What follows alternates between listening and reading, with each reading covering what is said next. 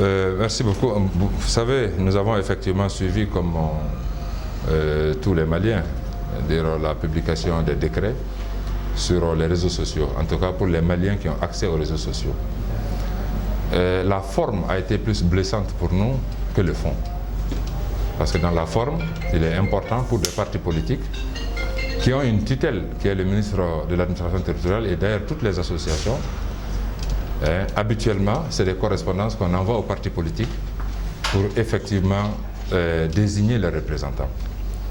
Le fait de l'avoir appris sur les réseaux sociaux et nous donnant 48 heures, c'est-à-dire pour envoyer des noms au double du quota pour que, in fine, ce soit les vice-présidents de la transition qui choisissent nos délégués. Nous avons trouvé cela honnêtement très gênant. Et c'est surtout sur la forme, mais pas dans le fond. Dans le fond, nous sommes entièrement d'accord que tous les Maliens participent à cela parce qu'il s'agit de textes qui vont engager l'ensemble des Maliens, mais il est important que pour ce faire, en tout cas que certaines démarches soient respectées. D'abord, la démarche de la loi. Nous pensons que les lois ont été violées parce que tout simplement, les partis n'ont pas comme tutelle le vice-président en charge des questions de défense et de sécurité. Nous pensons que la charte de la transition a été violée et nous pensons que la constitution du Mali a été violée.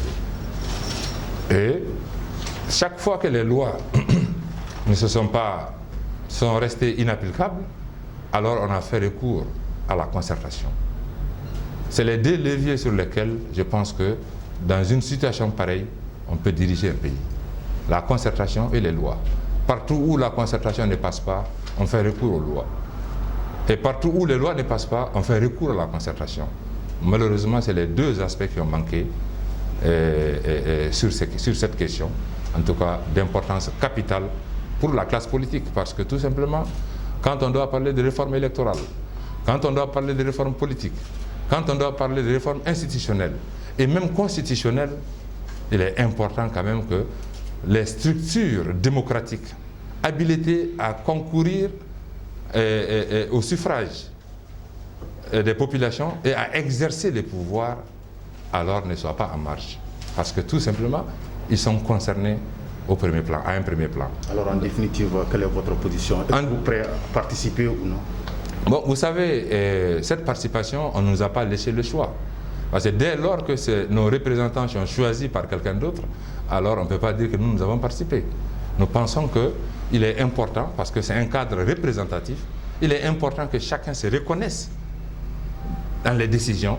Mais si nos représentants doivent être choisis par quelqu'un d'autre, vous voyez ce que ça peut engendrer. Donc vous n'allez pas participer? Nous avons clairement dit que nous ne participons pas en l'état.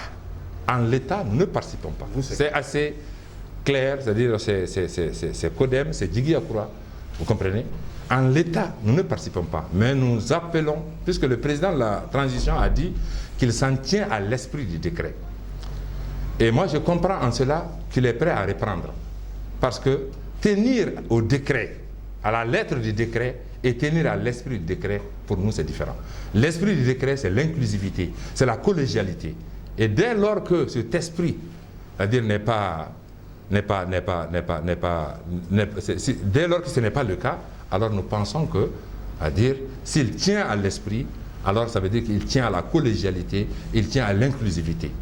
S'il avait dit que je m'en tiens au décret, ça veut dire qu'il s'en tient à la lettre du décret.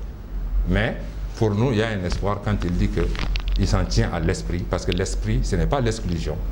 L'esprit, c'est vraiment la collégialité, c'est de mettre les Maliens ensemble pour qu'ensemble on puisse parler de ce qui concerne l'avenir de notre pays.